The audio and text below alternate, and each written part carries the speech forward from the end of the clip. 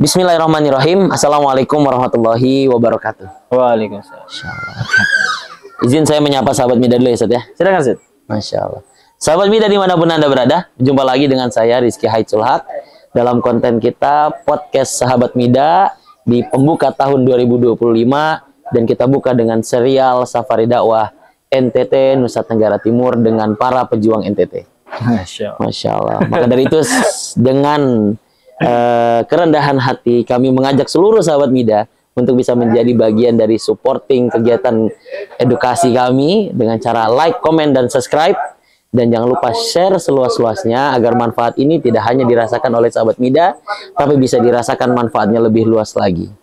Maka dari itu di serial NTT ini kita sudah menghadirkan pejuang-pejuang NTT yang sudah Masya Allah mendedikasikan aktivitasnya untuk berdakwah di pelosok negeri, khususnya di Nusa Tenggara Timur.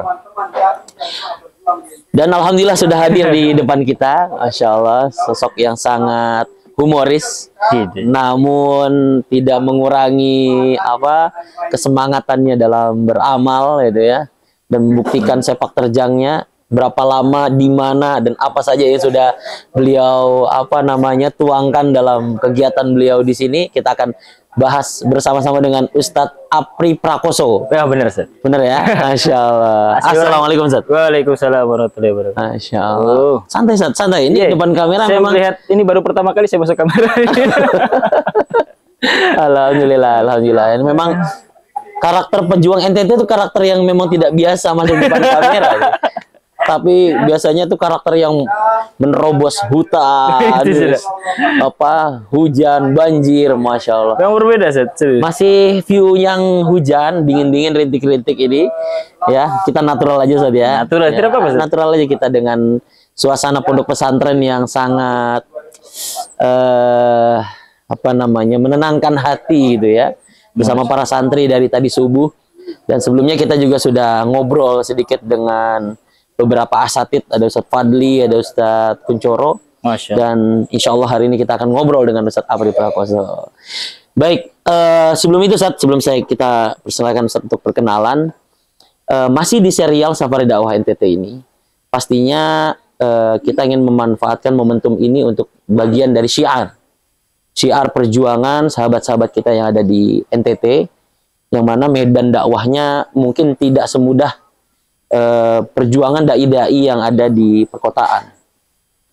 Maka dari itu kami dari Mitra Dai Indonesia merasa penting, baik sebagai syiar maupun bagian dari kontribusi kita terhadap sesama muslim, khususnya di daerah pelosok, gitu ya. Dan Alhamdulillah Ustaz, atas izin Allah juga, Allah gerakkan hati orang-orang baik di perkotaan sehingga kita bisa terus membantu sedikit, gitu ya, hal-hal yang bisa bermanfaat untuk saudara-saudara kita yang ada di timur. Dan mohon doanya juga Ustaz, semoga hal baik ini bisa terus kita istiqomahkan sehingga Allah gerakkan banyak orang-orang baik untuk bisa menjadi bagian dari supporting atau donatur dalam kegiatan baik ini. Nah, hari ini kita akan ngobrol dengan Ustadz kita, Ustadz Apri Prakoso. Sebelum itu, Ustadz, kita kenalan dulu. Iya, dari tadi sebelum terus ya. Karena memang ada beberapa hal yang perlu saya mukodimahi. Maka dari itu, kita kenalan dulu nih, Ustadz Apri. Kalau nama kan Ustadz Apri, asal dari mana aslinya, terus sekarang tinggal di mana, seperti itu. Itu aja dulu, Ustaz. Nanti detailnya di next. Silakan, Ustaz. Spill sedikit. Spill sedikit dulu aja. Bismillahirrahmanirrahim. Assalamualaikum warahmatullahi wabarakatuh. Waalaikumsalam warahmatullahi wabarakatuh. Terima kasih, Ustaz Rizky. Masya Allah. Ini baru pertama kali saya di depan kamera. On cam ya, depan kamera ya. Biasanya kan di depan jamaah tidak terlalu aneh, tapi kalau sudah di depan kamera beda rasanya. Oh, ini ribuan, Ustaz. Kalau di masjid kan ya mungkin bisa ribuan, tapi jarang, Ustaz ya. Ini Masya Allah nih, Insya Allah. Itu sudah. Ini akan meluas nanti nih. Alhamdulillah, Ustaz. Perkenalkan, nama saya Apri Prakoso. Asli orang Jawa, Ustaz. Jawa. Karena kan memang kenapa makanya di belakangnya ada Prakoso. Prakoso. Itu maknanya sebenarnya kuat. Perkasa. Perkasa. Makanya Prakoso itu. Jadi memang harapannya ya bisa kuat dimanapun berada nanti. Masya Gitu. Allah. Harapan orang tua katanya begitu. Dari namanya aja udah jadi doa ya. Amin ya Allah. Sehingga perkasa dimanapun dan qadarullah hari ini di NTT. Masya Allah. Tinggal di mana, Sat? Untuk tadi asli Jawanya Jawa mana? Jawa Kediri, Jawa Timur. Kediri. Alhamdulillah, Sat. Apa kalau Kediri lokasi di mana, Sat? Mertua saya kebetulan juga orang Kediri, Sat. saya Kediri kota, Sat. Kediri kota. Sama alun-alun itu dekat berarti? Nah, benar. Nggak jauh ya? Nggak jauh. Apa sih nama alun-alunnya itu, Sat? Alun-alun Kediri. Alun-alun aja ya? Kan ada bangunan yang biasa suka orang foto-foto tuh. Ya, itu Namanya bangunan apa mungkin itu yang kotak yang di kabupaten. Oh, itu di kabupaten malah ya? Nah, itu namanya Simpang Lima Gumul. Oh, Simpang 5. Itu dekat ya. dengan Pare. Biasanya Iya, Kampung iya, Inggris. iya, Kampung Inggris. Nah, biasanya orangnya di situ. Iya, Masya Allah. Masya Allah. Alhamdulillah sampai sekarang rumah masih di Kediri. Siap.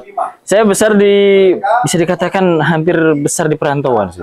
Oh. Karena memang saya sekolah itu cuma sampai SMP saja di rumah. SMP. Di Kediri. Baru Di Kediri. SMA saya dapat beasiswa untuk pondok di Trenggalek. Oh, dari Kediri ke Trenggalek. Nah, di situ saya pondok di sana, alhamdulillah. Terus dapat bantuan juga, dapat beasiswa juga, kuliah di An-Nuaimi Jakarta. Masya Allah. Berarti setelah SMA bergeser ke An-Nuaimi ya? Nah, Masya Allah. itu rekomendasi saya masuk. Maksudnya karena memang awalnya itu saya seperti tidak nggak tahu dari awal tuh kayaknya nggak bisa saya kuliah begitu. Tapi ya saya percaya semua niat baik itu pasti ada jalannya. Masya Allah. Makanya Allah hadirkan orang-orang yang membiayai saya, Zed. Dari semua yang di Nuaimi itu, bahkan sampai uang sakunya itu dibiayai. Waktu di An-Nuaimi itu? Nah, bahkan sampai saya sidang itu dibiayai semua. Masya Allah. Jadi saya alhamdulillah ya begini sudah. Tapi tinggal menjalani ya, tidak dibebani dari sisi finansial. Benar. Alhamdulillah ini merupakan suatu kesyukuran, Zed ya. Masya Allah. luar biasa. Iya. Oke, sekarang kalau yang sekarang tinggalnya di mana, Seth? Yang sekarang ini? Kalau sekarang saya di Labuan Bajo. Di Labuan Bajo. Di Nusa Tenggara Timur. Karena memang di situ sudah tempat penempatan kami. Oh gitu. Iya. Perkenalan dulu toh. Siap. Berarti sekarang di Labuan Bajo. Nah, ini kita masuk ke pertanyaan-pertanyaan yang berkaitan tentang kedaian nih, Sat. Tapi sebelum itu kopinya masuk dulu deh. Terima kasih. Ikonnya NTT. Nah, ini mantap ini, Insya Allah. Setiap acara harus ada kopi. Oke. Alhamdulillah. Kopi sudah masuk. Tandanya obrolan kita sudah mulai. Wah, bahaya. Boleh kita seruput dulu, Sat? Boleh. Tadi habis sarapan pagi kita ya, Masya Allah. Dengan masakannya dari istrinya Ustadz Fadli. Masya Allah. Tapi memang yang menarik di saya tuh, Sat. Sebelum saya seruput itu ya. Tapi memang porsinya agak ini saja ya. Kalau di NTT itu porsinya agak besar saja ya. Sebenarnya beda-beda, Sat. Beda-beda. Nah, kalau di kota nggak terlalu begitu. Tapi kalau di gunung itu makan pertama sama yang nambah itu hampir sama. Oh gitu. Jadi hampir kayak Gunung Semeru. Oke, kita seruput dulu, Sat. Bismillahirrahmanirrahim. Masya Allah. Alhamdulillah. Diterusin aja, Sat. Biar. Oke. Baik, Ustadz Apri, dan tadi Ustadz sudah menjelaskan di NTT. Boleh Ustadz cerita mungkin ke sahabat Mida, sejarah Ustadz bisa ke NTT itu gimana, Ustadz? Kok bisa dari Kediri, tetapi memang dari hidupnya sudah lama di perantauan tadi ya. Tapi kita pengen tahu secara spesifik ke NTT itu ceritanya gimana, Ustadz? Monggo, Ustadz. Alhamdulillah, Ustadz. Semua itu ya karena Allah yang pasti. Pasti, betul. Saya begini, terkadang kan ketika saya di Nuaimi itu, sebelum penempatan itu, kasih keras dikit, Sat, suaranya biar ini. Sebelum penempatan itu, Sat. Siap. Jadi sebelum penempatan itu, kalau di Nuaimi kan dia mahasiswa tuh disuruh tulis di kertas. Siap. Mau penempatan di mana? Diberikan kesempatan untuk memberikan aspirasinya. Nah, tapi di kertas itu saya tidak menulis apa-apa. Saya gitu? cuma menulis begini, terserah Ustadz begitu. Oh, Masya Allah. Jadi ya saya bismillah aja gitu. Kenapa? Karena bagi saya Allah itu sudah memberikan terlalu banyak kenikmatan bagi saya, maka sudah saatnya saya mengabdikan diri saya kepada masyarakat. Ya. Ya dengan cara kita, sebisa kita. Alhamdulillah 2019 pertama kali saya dikirim ke Mentawai, Sumatera Barat, Seth. Oh, jadi sebelum ke NTT sempat ke Mentawai. Bener-bener perkoso ini. Prakoso. Perkasa ya. Insya Allah. Padahal sebelumnya belum pernah ke Sumatera. Belum, Seth. Dan Langsung ke bahkan Mentawai. di Mentawai itu adalah titik pengabdian pertama kali Nuaimi. Jadi saya adalah orang pertama yang ke sana. Pertama yang ke sana. Ya. Walaupun di beberapa lembaga banyak ya dai-dai yang ke Mentawai itu Pasti. kan banyak. Tapi dari utusan Jakarta dari Nuaimi ini Ustadz yang pertama ya.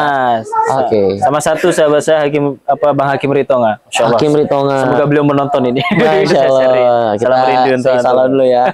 Ustadz Hakim ini sahabat Ustadz nih. Ustadz Afri sekarang beliau dari NTT, dari Mentawai sekarang udah di NTT. Nah, Masya Allah. Alhamdulillah saya 2 tahun di sana. Dan alhamdulillah ketemu orang-orang baik juga, orang Jawa juga, Seth. Di sana. Nah, Oke. alhamdulillah setelah 2 tahun saya berpikir begini. Kayaknya tugas saya cukuplah di sini. Terus saya bilang sama orang tua, kayaknya kalau saya pulang belum saatnya. Akhirnya saya telepon boleh nemu yayasan nih. Jadi alhamdulillah kita ketemu dengan Kiai di situ. Saya bilang, Assalamualaikum Ustaz, saya pengen pindah tempat Ustaz. Dan saya pengen merasakan tantangan dakwah yang baru gitu. Terus beliau bilang, kalau begitu 1 bulan lagi antum pergi ke Labuan Bajo, Nusa Tenggara Timur. Masya Allah. Bilang ke Kiai siapa nih? Kiai Itang? Ya, salah satunya. Oke. Oh, jadi antum sowan, Iya, Ustaz. minta masukan ke beberapa kiai ya ketika itu ya. Lalu yang mengarahkan ke Labuan Bajo itu siapa? Ustadz Eko Putra Wibowo. Oh, berarti yang dari Yayasan Baitul Halim. Nah, Yayasan Baitul Halim. Tapi sebelumnya saya konsultasi dulu dengan Ustadz Itang gitu. Oke, siap. Karena ketika itu sudah di akhir penghujung tahun kedua. Oke.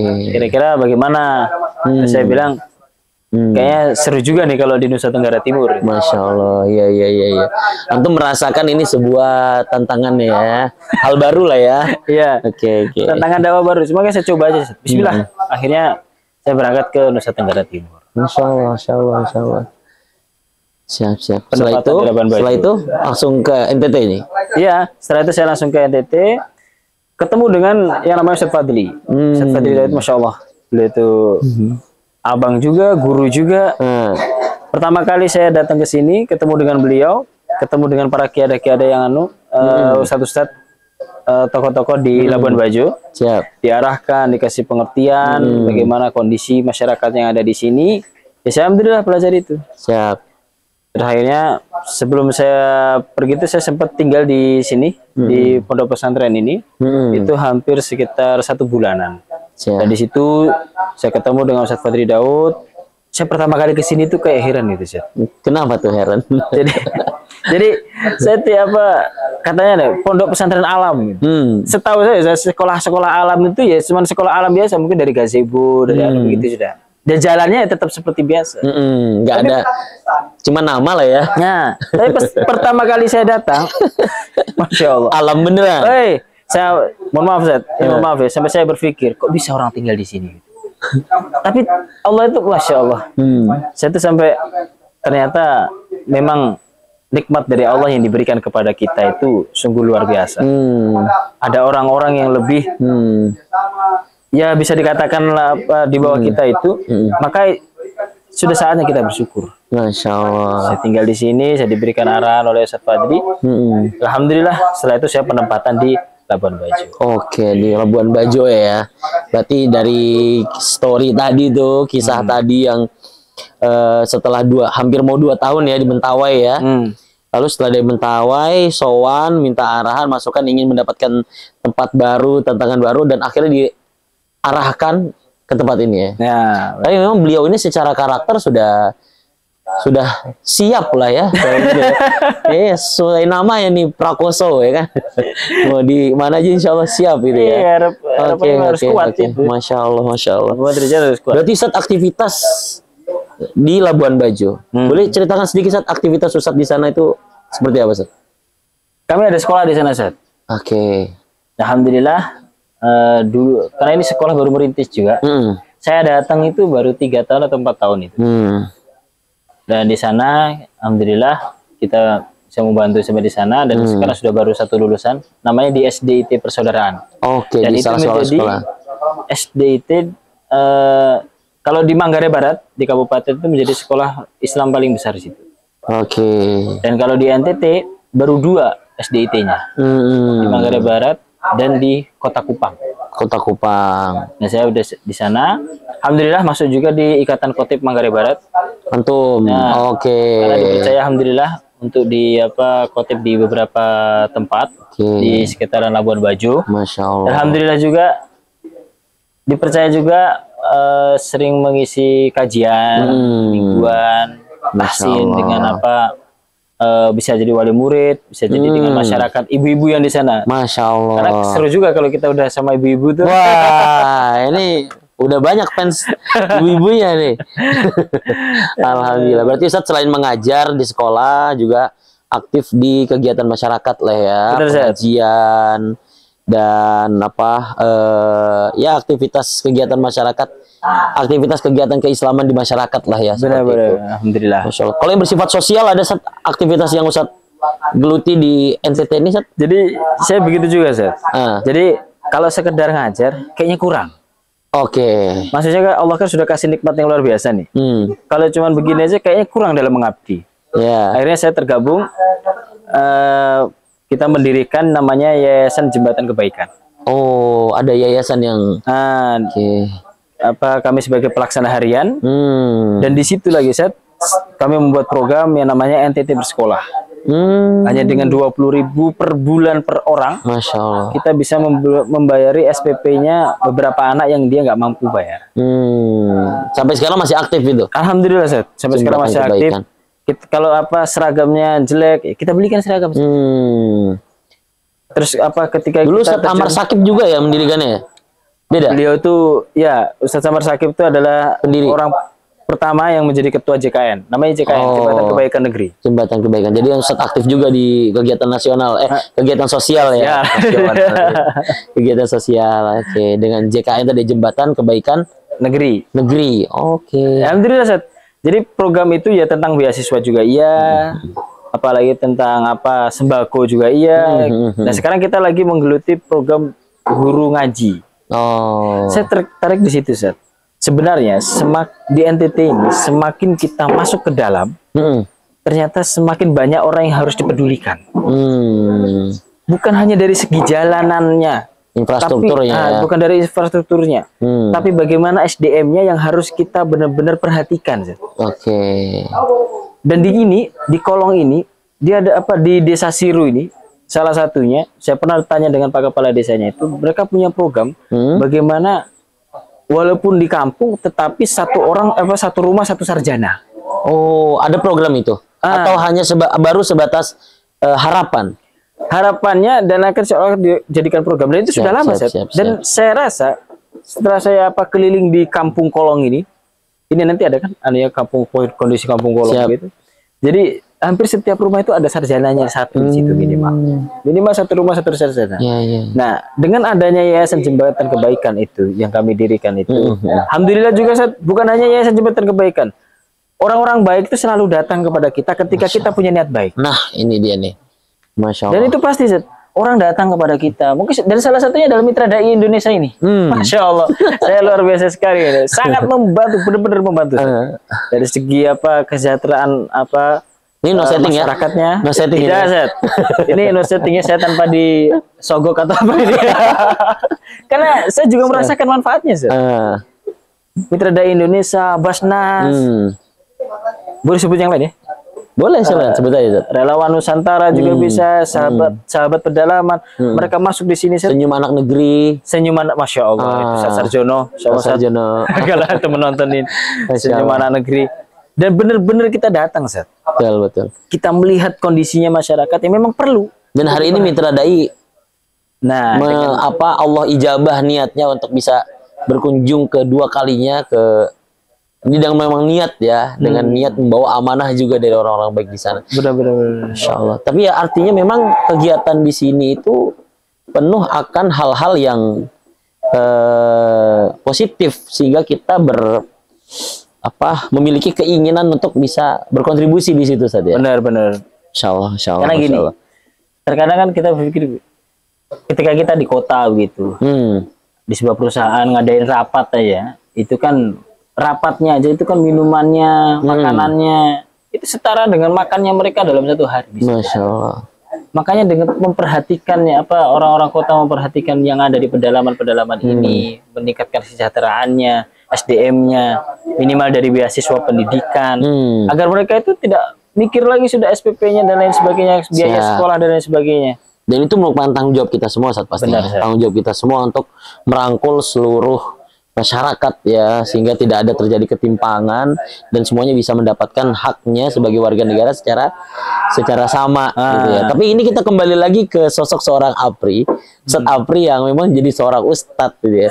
Ustadznya anak yang generasi muda sekarang, generasi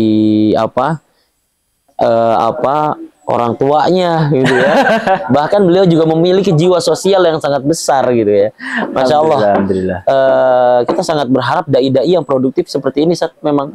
Sehingga hadirnya dai bukan hanya menonjol dari sisi keilmuan, tapi juga dia punya spirit untuk membangun desa atau membangun tempat dakwahnya secara keseluruhan. Benar-benar. Masya Allah. Baik Ustaz, Masya Allah. Berarti aktivitas Ustaz sangatlah padat ya Ustaz ya. Ya, Masya Allah. Gimana Ustaz penerimaan masyarakat di tengah Ustadz ketika perjalanan ini? Berarti sudah berapa tahun? Saya sampai lupa tuh. Sudah berapa tahun di NTT berarti ini Ustaz? Saya 2019 masuk di Mentawai, 2021 saya pindah ke NTT. Masih ingat saya tuh. Berarti 2001, 22, 23, 24, jalan 5 berarti ya? Iya sih bisa dikatakan. Kalau Ustadz Ahmad Kuncoro kan jalan 6. Beliau itu senior di NTT itu Ustaz. Itu satu angkatan sama saya. Tapi beliau lebih awal ke sini ya waktu itu ya. Benar saya, karena penempatannya pertama itu dia di sini. Kalau saya kan di Mentawai. Oh iya. Memang programnya sama tapi penempatannya berbeda. Nah, kami kan disebar. Siap. Bagaimana perasaan masyarakat yang Ustadz lihat dikala hadirnya sosok seorang dai di Labuan Bajo? Walaupun itu termasuk kota ya, masih termasuk kota. Tapi kan aktivitas Ustadz pasti bukan hanya di kota kan? Tidak. Sampai ke sekeliling pedalaman sana-sana juga. Itu gimana respon masyarakat dengan hadirnya dai itu? Labuan Bajo itu sebenarnya kalau kita mungkin yang dilihat masyarakat itu kan yang perkotaan ya. Tapi sebenarnya kalau kita semakin masuk ke dalam itu ada juga pedalaman di situ. Bahkan di pulau-pulau begitu, apalagi di pulau-pulau itu penting untuk kita datang ke sana sebenarnya. Dan pejuang NTT pun menyapa pulau-pulau yang ada di sini kan, bukan hanya di gunung atau di daerah. Tidak. Jadi pejuang NTT itu dia ada di darat, di laut, semua ada. Masya Allah. Tidak ada di udara. Di laut ada. Kami punya dai juga di sana juga. Alhamdulillah. Masya Allah. Ketika hadirnya saya pertama kali ke sana juga, ya alhamdulillah respon masyarakat baik, menyambut antusias seperti itu, dengan mempercayai kita khutbah di masjid, mengisi kajian taklim, ngaji dengan ibu-ibu, bahkan ada kumpulan bapak-bapak ya kita bareng-bareng belajar di situ. Ya, alhamdulillah masyarakat menerima. Terus bagaimana ketika kita berada di sekolah, kita kan juga ada di sekolah kan, ngajar di sekolah, walaupun sekarang terus diberikan amanah-amanah yang baru. Alhamdulillah sekarang respon masyarakat baik, kita tingkatkan terus hingga muridnya sekarang sudah hampir sekitar 400-an. Masya Allah. Kalau di kolong kalau di kolong sendiri ya ini 100 ya Ustaz ya. Kalau yang di Labuan Bajo itu 400 dari 400, semua jenjang tuh SD, SMP, SMA enggak? PAUD, SD, SMP. Dan tahun ini kami mendirikan SMP. SMP SMA, SMP itu persaudaraan. Baru tahun ini kami mendirikan. Masya Allah. Artinya respon positif hadir di tengah-tengah masyarakat dengan adanya seorang dai itu saja. Alhamdulillah. Masya Allah. Itu pentingnya kenapa, dan yang seorang dai itu yang terpenting adalah kepercayaan. Sekali orang nggak percaya sama kita, untuk yang keduanya pasti akan ragu. Itu hal yang demikian. Padahal secara sosial orang-orang NTT ini sangat friendly lah ya, sangat bersahabat dengan orang-orang yang datang, apalagi sosok seorang ustadz gitu kan Ustadz ya. Benar-benar. Tadi saya sempat dengar ceritanya juga bahwasanya penyambutan suguhan yang diberikan kepada kita sebagai seorang dai itu sangat Masya Allah gitu Ustadz ya. Luar biasa. Jadi dianggap seperti anak sendiri katanya Ustaz ya. Makanya saya kalau selama saya di sini di tempat dakwah ini, saya hampir nggak pernah yang namanya Kangen. telat makan. Kalau telat makan. Masya Allah, saya luar biasa. Apalagi ketika kita terjun ke pelosok begini, sekali kita jalan begitu, Ustaz, Mega, sini duduk dulu. Duduk ngopi, makan. Masa di Labuan Bajo itu kebanyakan sih begitu, Ustaz. Ustaz mampir, sini duduk dulu, makan, ngopi. Jadi makanya walaupun mungkin di Nusa Tenggara Timur ini harga pangannya naik, bisa dikatakan mahal, tapi yang murah adalah senyuman. Masya Allah. Senyum itu pasti, Zat. Luar biasa. Sedekah kan, Zat? Kalau kata Rasul kan senyum itu sedekah, kan? Tabasum muka kan? Fi wajhi akhika sodakoh, ya kan? Masya Allah. Itu yang paling mudah. Iya, Masya Allah. Makanya respon, dan itu yang membuat kita para dai itu betah. Kenapa? Karena salah satunya respon masyarakat yang baik, dan kita punya orang tua angkat yang senantiasa melindungi kita, memberikan arahan kepada kita. Apalagi di NTT ini, Zat, kami punya perkumpulan keluarga yang disebutkan dengan pejuang NTT. Nah, ini juga nih. Itu sebenarnya lebih nanti insya Allah akan mengulik bagaimana pejuang NTT dari ini A sampai Z. Sama Ustaz Fadri, Masya Allah, luar biasa beliau itu. Masya Allah. Baik. Artinya secara umum dengan hadirnya dai ini di NTT pelosok ini ya direspon positif oleh masyarakat, Ustaz ya. Alhamdulillah, Ustaz. Bahkan ya Bismillah aja. Bahkan kadang-kala kalau ada orang meninggal begitu, ya kita datang. Nggak tahu, Ustaz, doa. Jadi kan, alhamdulillah, kepercayaan itu penting bagi seorang. Betul. Dan kita sebagai dai, ketika sudah mendapatkan respon positif itu kita jaga kepercayaan itu, Ustaz. Nah, benar. Masya Allah. Saya khair, Ustaz. Ini kan sudah hampir jalan 5 tahun berarti kan ya di NTT ini. Apa ujian yang bagi Ustadz itu membekas sampai hari ini? Walaupun ujian itu akan selalu datang dalam hidup kan, tapi di range waktu 5 tahun ini, tantangan dakwah apa yang sangat berkesan bagi Ustadz sehingga itu merupakan sebuah kenangan yang mungkin tidak akan dilupakan seumur hidup? Boleh sedikit, Ustadz, cerita, Ustadz? Alhamdulillah, Ustadz. Kalau di Labuan Bajo, dia kan seperti ada perkotaan begitu. Memang tantangannya itu adalah banyak orang datang ke situ dengan berbagai latar belakang. Latar belakang dengan perbedaan bisa perbedaan pemikiran. Ya sama-sama Islam. Tapi kan kadang-kala ada yang keras, ada yang lembut seperti itu. Terkadang ketika ada salah bicara aja, itu bisa menjadi masalah. Dan itu memang harus satu fikroh, satu jalan. Dan itu ada tantangan di kota. Nah, bagi saya kalau di sini saja kayaknya kurang cukup. Makanya saya sering itu di akhir pekan itu saya selalu terjun ke pelosok. Saya terjun ke pelosoknya di Labuan Bajo, semakin ke dalam. Karena ada di pulau-pulau begitu. Kalau ujian bisa dari infrastruktur, bisa jadi. Tadi ya dari pemikiran, multi pemikiran yang berbeda-beda gitu ya, sehingga kita perlu menjunjung tinggi toleransi. Benar. Gitu ya. Terus ujian yang kedua tadi berkaitan dengan kondisi lapangan, gitu apalagi iklim kayak begini. Masya Allah, ini memang awet ini dari subuh, Ustaz. Masya Allah, kata saya kapan selesai hujan. Tapi hujan itu berkah. Itu dia, Masya Allah. Insya Allah lah berkah. Ya, alhamdulillahnya, ujian itu pasti akan datang. Apapun itu pasti akan datang. Dirasa walaupun kita bisa dianggap sebagai orang penting di situ, tetapi mau bagaimanapun bukan berarti kita tanpa ujian. Perbedaan pemikiran, dengan karakter orang-orang yang bisa kita hadapi dengan karakter yang keras begitu. Itu sudah, saya masih teringat dengan ketika menghadapi yang seperti ini, ada teman saya itu, dia pernah bilang begini, jadi dai itu nggak usah pinter, tapi pinter-pinter jadi dai. Ini quotes nih. tidak. Jadi memang jadi dai jadi dai itu nggak harus pinter, tapi bukan berarti nggak usah pinter ya, nggak harus pinter. Jadi dai itu nggak harus pinter, tapi harus pinter-pinter jadi dai. Apa tuh artinya, Zat? Karena dalam segala kondisi keadaan apapun, pasti tantangan dakwah itu akan ada. Perbedaan pemikiran, pasti iya. Dengan segala fasilitas, kondisi alam, dan lain sebagainya. Apalagi tentang menghadapi tentang sosial, tentang bagaimana dengan masyarakat berbaur dengan berbagai latar belakang, yang mana beda suku kan, apalagi saya orang Jawa kan, dengan di sini orang bisa dikatakan sebagai suku Manggarai, apalagi kalau di Labuan Bajo itu malah semua suku hampir ada di sana. Hampir ada ya, Jawa pun ada ya. Jawa pun ada, Bugis ada, semua ada di sana. Nah makanya dengan menjadi seperti itu, kita harus pintar-pintar menjadi dai untuk seperti bunglon gitu loh, Zed. Seperti bunglon. Jadi kita itu bisa menyesuaikan dengan keadaan itu. Makanya dai itu nggak harus penyesuaian yang bagus, menyesuaikan gitu, Zed ya.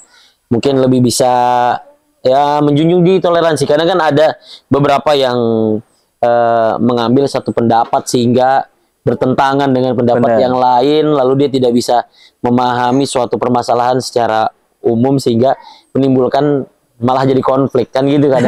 Jadi sekarang suka begitu, Sat ya. Tapi ala kulihal menjadi dai di NTT ini ya tantangannya tadi ya karakter ya, Sat ya.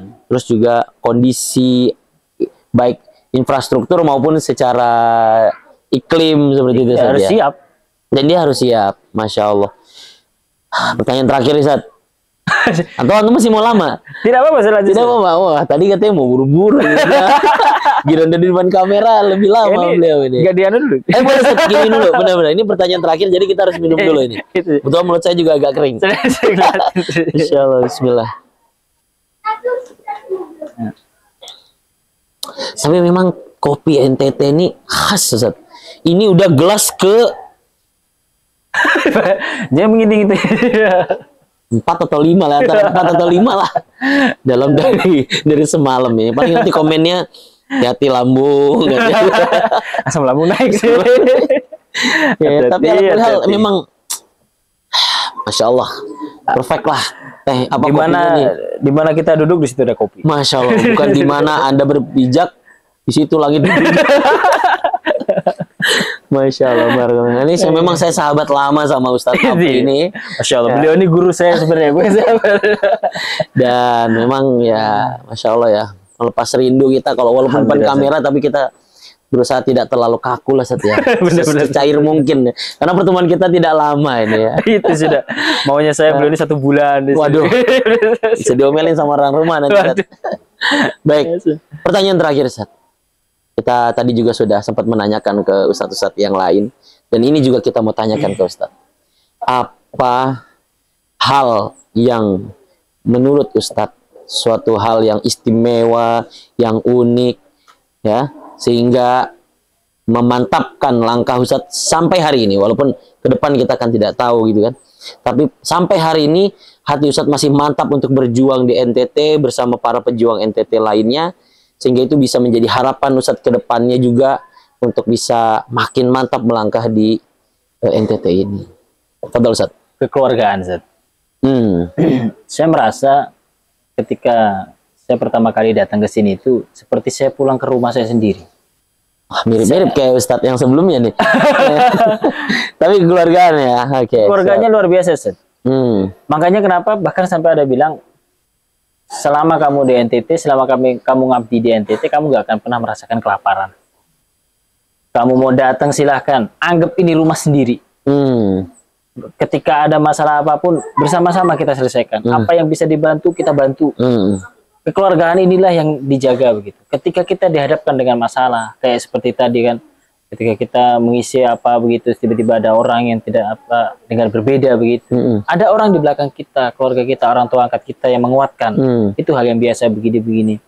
Jadi kekeluargaan itulah yang membuat saya sampai sekarang, bahkan kami di sini nih di akhir tahun begitu, semua hampir semua dai itu ditanya, lanjut apa enggak? Setiap tahunnya. Nah, dengan pimpinan kami Ustadz Fadri itu selalu menanyakan lanjut apa enggak. Tapi di bagian saya nggak pernah ditanya. Lanjut bagian antum nggak pernah ditanya. Iya, sama tapi yang lain ditanya. Nah, sama Ustadz Kuncoro. Itu nggak pernah ditanya. Kenapa? Karena bagi kami seperti menemukan ini rumah sendiri gitu. Nggak usah ditanya. Insya Allah kami pasti akan lanjut. Masya Allah. Kenapa? Itu yang membuat kami akhirnya betah, kekeluargaan. Kita ada keluarga siapa di sini saat ketika di perantauan di dai yang seperti apa, di perantauan seperti ini. Dengan medan yang Masya Allah ya semalam ya. Waduh. Harus dikasih tunjuk di jalan. Insya Allah nanti kita upload story perjalanan kita itu ya. Saya juga sering upload di Instagram dan juga di bagaimana angkat motor begitu. Bagaimana ngangkat motor. Begitu, gelap gulita gitu Masya Allah. Dan itu nggak meninggal apa ketika dalam perjalanan seperti itu kita selalu diajarkan untuk tidak pernah meninggalkan teman. Ketika kita alhamdulillah saat di Pejuang NTT itu ada yang namanya pertemuan bulanan. Bukan pertemuan bulanan, hampir 3 bulanan itu Liko namanya. Siap. Pertemuan seluruh dai di Baitul Halim yang ada di Nusa Tenggara Timur itu berkumpul. Siap. Berkumpul. Ya kita naik motor bareng-bareng naik kendaraan itu kalau ada apa-apa satu berhenti semua. Kenapa? Karena kekeluargaan itulah yang membuat kita akhirnya sampai betah di sini. Dihadapkan dengan segala tantangan dakwah, dihadapkan dengan segala orang dengan berbagai karakter, infrastruktur, kondisi alam, tapi dengan adanya keluarga, kita nggak ada ikatan darah, tapi ikatan ukhuwah itu yang menguatkan kita. Masya Allah. Hanya itu Ustaz.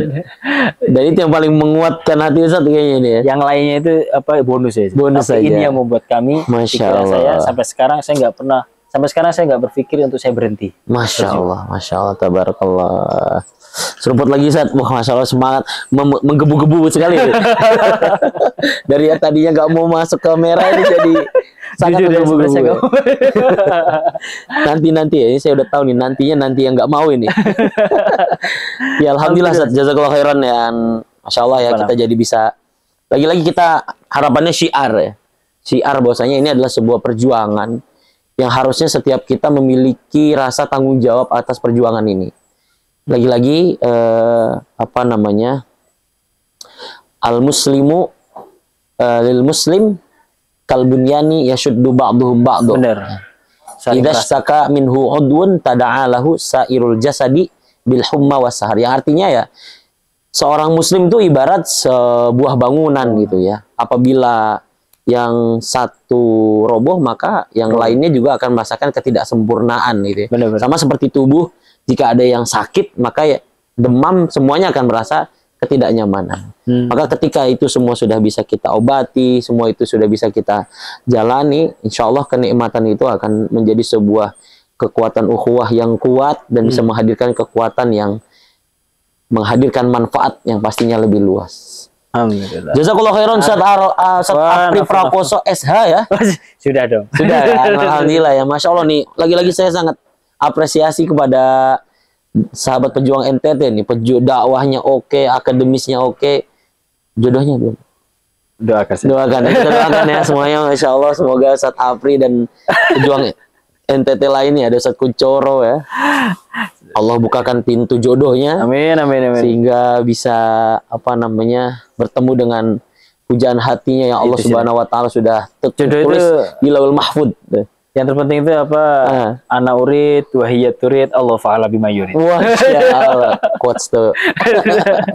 Insyaallah kita amini ya. Lagi musafir, lagi hujan. Masyaallah.